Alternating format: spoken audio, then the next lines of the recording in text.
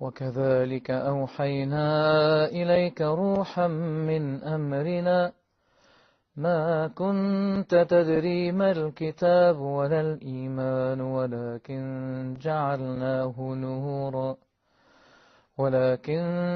جعلناه نورا نهدي به من نشاء من عبادنا وإنك لتهدي إلى صراط مستقيم صراط الله الذي له ما في السماوات وما في الأرض ألا إلى الله تصير الأمور. Assalamu alaikum wa rahmatullahi wa barakatuh, and welcome to another episode of the program Muslims in America. The religion of Islam is the fastest growing religion in the world, and a majority of that growth is taking place right here in the United States of America. According to most reliable estimates, there are more than 7 million Muslims living in the USA. Muslims have become valuable and vital assets to the American society. So please join me as I travel around America and introduce you, my viewers, to a few of the many Muslims in America. And welcome to another episode of the program Muslims in America. Today our travels have brought us to New York City, and we're here in the world famous Central Park, and I'm joined today by my brother in Islam, Omar Lee. Assalamu alaikum. Wa alaikum salam. And welcome to the program, and thank you for coming to spend some time with us. And Omar Lee is a pretty famous blogger on the internet, discussing issues related to Islam and some of the recent history of Islam in America. But before we begin, Brother Omar, just tell us a bit about yourself and how you came to Islam. I'm originally from St. Louis, and I took Shahada at the age of 17 in St. Louis. No one made da'wah to me, no one told me about Islam. I read autobiography of Malcolm X, which was very influential to me, and then after that I went to my public school library and got a copy of the Quran from the library. From that point, I went to the Yellow Pages. I began calling different masajid, to get their addresses, see how I could attend them. But up to this point, had you been very religious, or did you come from a family who was very religious? Well, I came from a very blue-collar family, grew up in a very blue-collar environment, and was very, I was, say, a juvenile delinquent. I was in fair share of trouble. So I guess I was looking for something, that my eyes were open. And for some reason, it wasn't just the autobiography of Malcolm X, but I remember when I was a kid, I was like 12 years old, in the 6th grade, we had a chapter in our history book on Islam. And the teacher didn't even touch that chapter. They skipped right through that chapter. But I remember seeing a picture of the Kaaba, Masjid al-Haram, and the Hajj, with everybody in prostration towards the Kaaba, And I remember looking at that and mesmerized by that picture. But no one ever told me about Islam. But I think that may have planted the seed, because I knew Muslims. Most of the Muslims I knew were irreligious Muslims, were owning the liquor stores and such in the neighborhood, but no one ever made da'wah to me. Alhamdulillah, Allah gives hidayah to who He chooses, and He led me to the autobiography of Malcolm X, led me to the Quran, led me to the masjid, and I found a very good brother, Pakistani brother, Brother Hassan, who made da'wah to me. So when you accepted Islam, how did your family take that when you told them that you were a Muslim? Well, I didn't know my mother. I didn't grow up with my mother. At that time, my father was out of town working. I was with my grandparents. The way my grandparents looked at it, a lot of my friends that they knew were getting killed, were in jail, etc. And even though my grandmother is a very devout Christian, and she raised me in the church, I think she looked at it, if this is something positive, this is something that can lead to him getting away from this negativity, then she'll be for it. And she's always been positive towards me and being a Muslim, and my grandfather as well. My father, he has kind of issues with it, but he's not so hostile. It's not that bad. As a new Muslim, right? I think like a lot of Muslims, I was always searching for the best community. And I viewed it more or less my full-time job to find the best Muslim community, to learn about the Muslim community, to learn about Islam, but also about the Muslims. So like a lot of Muslims, I traveled all around the country. I traveled all around America to the different Muslim communities. A lot of times the immigrant brothers, they couldn't understand it. Like, what is he doing? Because they're settled, they're rooted. You know, they're immigrants here, they got a mission. But for me, I was trying to find out about the best Muslim community, you know, who's really on it, you know, etc. And through all my travels, I learned a lot about the Muslim community in America. Met a lot of people, learned a lot of lessons. I think that Islam in America can be judged by pre-9/11 and post-9/11. And that pre-9/11, it may have been fine to address Islam in an abstract way, neglecting social and political issues. Post 9/11, I don't think any da'wah can be successful without addressing the social and political needs of the Muslims. I remember just after 9/11, the brother told me, he said, you know what, I'm not worried about the FBI coming to see me because they're knocking on my door. I'm going to tell them, hey, I'm a Salafi. This doesn't have anything to do with me. I'm on the da'wah. I don't support the takfiris. Of course, they could care less about any of this. You know, a Muslim is a Muslim is a Muslim. You know, and as far as they're concerned, the Salafis were the people they needed to go after in many cases. So for the Salafi da'wah to get its steam back, it has to address the social and political needs of the Muslims in this country. They can't be avoided. Prior to 9/11, the American Muslim political leadership were trying to make an alliance with the Republican Party through Grover Norquist, through these other Republican figures. After 9/11 and the war in Iraq and the Patriot Act and the climate we live in now, the Muslims have swung all the way to the left. Now in marching with gay rights activists and Marxist-Leninists and anarchists and the left fringe of the Democratic Party. So it shows you the community has no center. And I've been talking about that Muslims, we need to be a force in the center. We need to reject the inhumane economic system of the right and the classism and racism, etc. And we need to reject the cultural and moral relativism and decadence and decay of the left. So we have to be on the hop. What's happened is the Muslims think we have to jump on one side or the other. And some of the issues I've talked about, Muslims are very on the defensive when you talk about feminism. But I say we should be aggressive in asserting our opposition to decadent Western style feminism, which is incompatible with the values of Islam. And as we can see in Europe, that this style of feminism is doing more damage to the European continent than the armies of Hitler and Stalin combined. I've talked about the vilification of masculinity, the glorification of femininity, all these things which manifest themselves in Islam, telling our young boys they need to get in touch with their feminine sides, which their feminine side is their mothers and their wives. A man doesn't need to get in touch with his feminine. That's an un-Islamic concept. So there's a lot of issues such as that. And I also what I think has been instrumental on my blog is the Muslims in America, I think, have very little, the immigrants I'm talking about, have very little connection with the working class of America. And I've tried to bridge that gap. And I've tried to promote sports in the Muslim community, playing American sports, because I believe playing sports is a great way for young immigrants to be able to become part of the society through sports. But just talk about the internet as a resource. The internet as a resource is a valuable resource because you got to understand the Muslims are blackballed from the mainstream media. You'll see a C-SPAN panel on Muslims, there'll be no Muslims on the panel. A Charlie Rose show on Muslims, there's no Muslims. NBC, ABC, CNN, all nine. If there is a Muslim, it's someone like an Irshad Manji who represents a tiny, minuscule, extreme position within the community. But the people who represent thought, which is popular within the Muslim community, thought that is rooted in the tradition of Islam, they're blackballed. No access to the media. No access to, you can't get a book deal. You write a book, why Islam is bad, you get a book deal. What's wrong with Muslims, you get a book deal. You want to write a book, what's right with Muslims, you got to self-publish. So because Muslims have no access to TV, to radio, to publishing, unless you're going to be a sellout Muslim or a Muslim fanatic. What does that mean, to be a sellout Muslim? A sellout Muslim is a Muslim who's going to tell them exactly what they hear. He's going to tell the Islamophobe exactly what he wants to hear. It's just coming from a so-called Muslim mouth. A lot of these people are ex-Muslims. Ayan Hirsi Ali is an ex-Muslim. These people aren't even Muslims.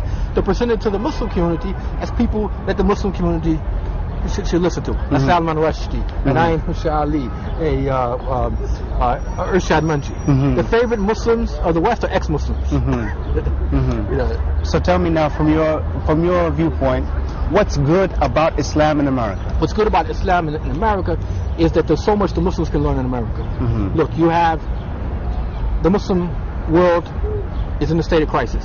So there needs to be a cultural renewal in the Muslim world, a cultural vibrancy in the Muslim world, not in opposition to the Quran and the Sunnah, but built upon the Quran and Sunnah, and helping the Muslims move forward economically, socially, and culturally. In America, we're in the most prosperous nation on earth, and the Muslims in America can learn a lot about America. And there's some very successful Muslims who are here in America that are learning a lot. They're learning how to operate businesses professionally, without Westa, without bakshish, without I gotta hire my cousin, without all these backward ways that hurt the Muslim world.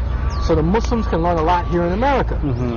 And if Muslims learn these lessons in America and then take them to the Muslim world, it can be a tremendous benefit to the Muslim world.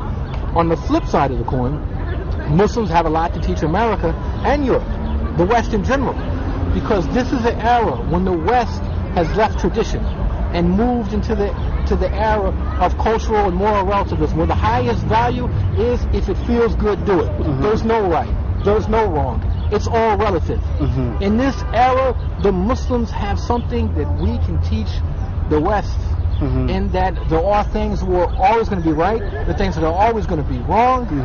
You know, our job as humans to worship our Creator, very simple life, have families. It's not to sip wine and drink and eat cheese until you're 50 years old.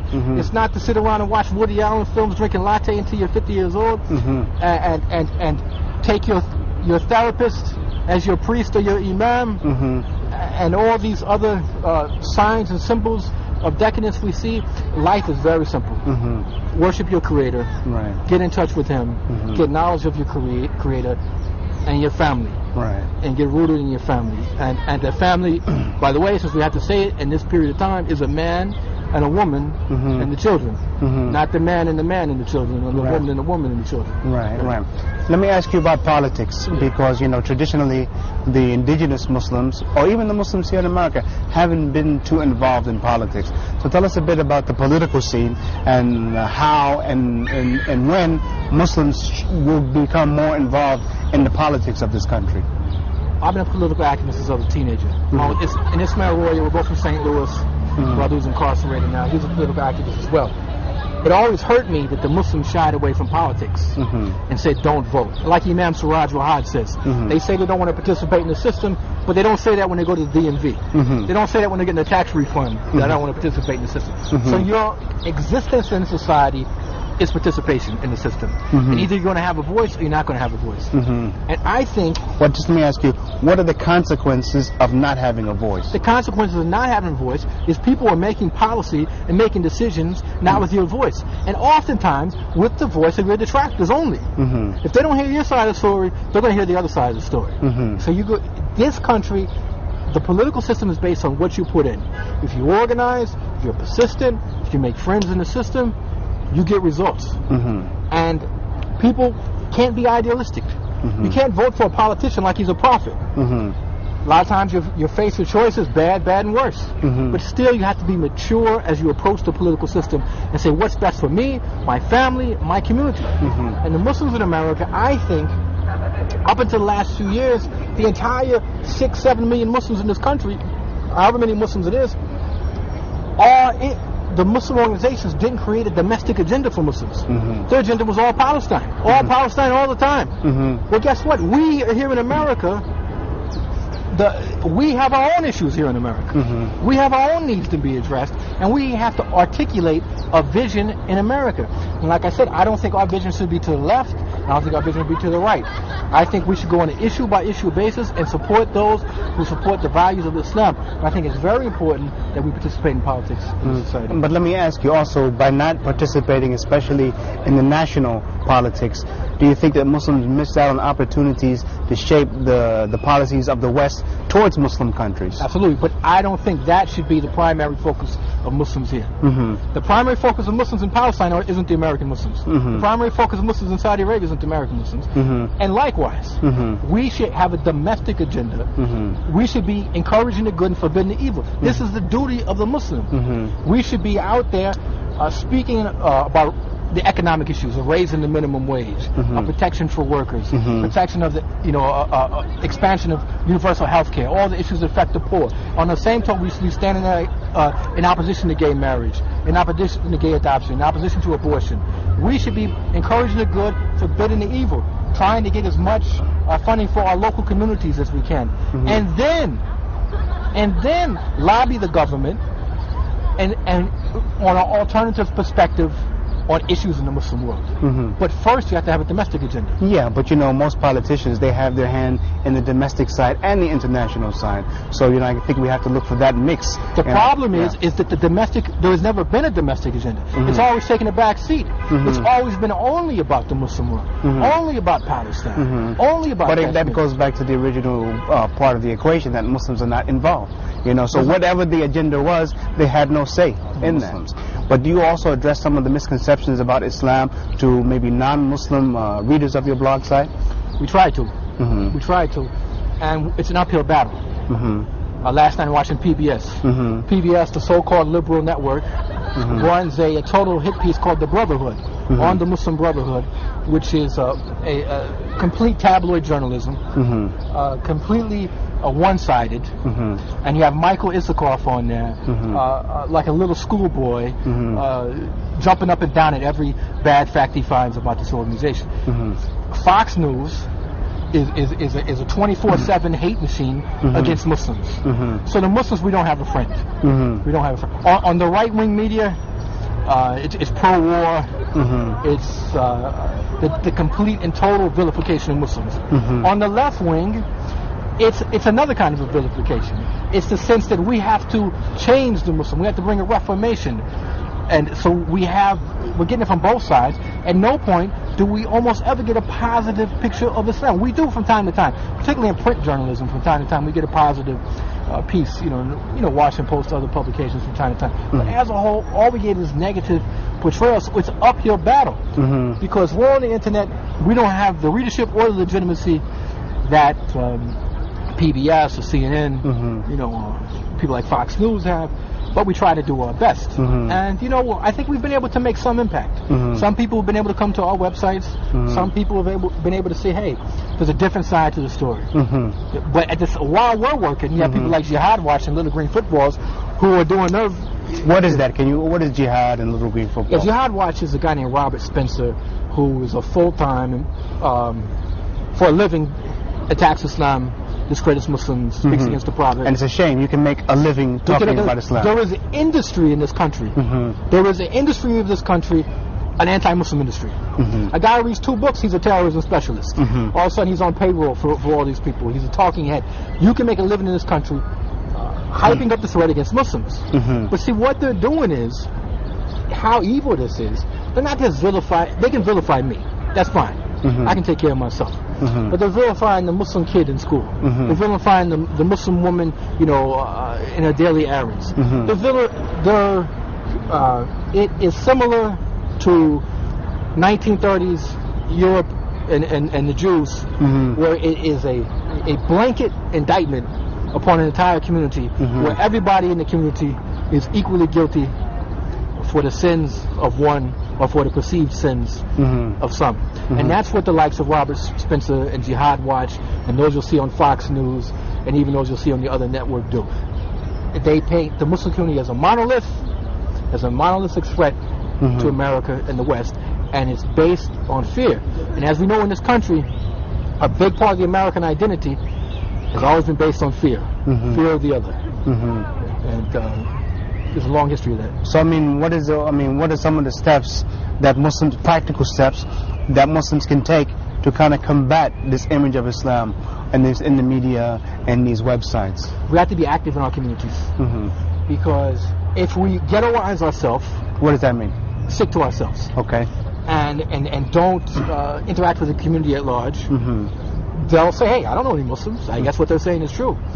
If we are friendly in our workplaces, if we are good ambassador to Islam amongst our fellow co-workers, if we go to our schools and we're ambassador to Islam amongst our classmates, if, on our sports teams, if we're involved in other things like sports or whatever, you're a good ambassador to Islam, that will mean more than me writing on my website or me going on television, just by us being a good example to Islam in our everyday lives. So we have to reform, be good Muslims, and then people will have a good vision of Islam. Well, alhamdulillah, we still see that Islam is the fastest growing religion in America, and there are many reasons people come to Islam. Do you think that, do you see that the reason some people are coming to Islam is because of the morals and manners and character that a Muslim should have that they see in Islam? I think people are coming to Islam for many reasons, but one of the main reasons, I think that Islam is the last hope for humanity. After Islam, there's no hope for humanity, because we see that we have false choices out here. We have false choices out here, and that Islam is the only workable choice. We look, to the left, it's not a sustainable option. We look to the right, it's not a sustainable option. The only option to keep you grounded with your Creator, and keep you grounded in what I call Ahl al-Fitra. People of the Fitra is Islam. And people are coming to Islam, I think, out of desperation. They see they can buy, spin, and get all these material things you can get here in America, and they still find an emptiness. They can follow their desires and let their desires be their Lord, and they'll still find emptiness. And in America and in the West today, the religious argument is not Islam versus Christianity, for the most part. In certain places it is. It's Islam against secular humanism and atheism. This is the great ideological discussion. If what's going on in Europe is a preview to America and the Muslim community. In Europe, they're not telling people they have to integrate to become. When they tell them they have to integrate to become Europeans, they're telling them they have to integrate to become secular, humanistic, liberal Europeans. Because what the Muslims believe, traditionally, for the most part, is as the Europeans believed. When they were still producing, this is what they believed. Right. So the Islam is the last hope for civilization. Alhamdulillah. Well, Brother Umar, thank you for spending some time with us. But before I wrap up here, this series is entitled Muslims in America. Right. So I just want to know from you and from your experiences as a Muslim in America, what is your outlook for the future of Islam in America? My outlook for the future of Islam in America, I think in the brief period we're going to go through a time of trouble, as we've been going through the last few years, but we're going to come out of that stronger than ever. We see the young generation of Muslims in the MSAs and all the Muslim organizations. They're more vocal than ever, they're more organized than ever, they're doing better than ever, and I think that Islam in America has a great future, because it's the last hope for humanity. Okay, Brother Omar, Jazakallah khair, thank you very much, and inshallah Allah will increase you in your efforts to be an advocate for the true picture of Islam. And I hope that our viewers is able to gain a bit of insight into the complexities of the lives of Muslims here in America, and I invite you to join me as I continue my travels around this country to introduce you to the Muslims in America.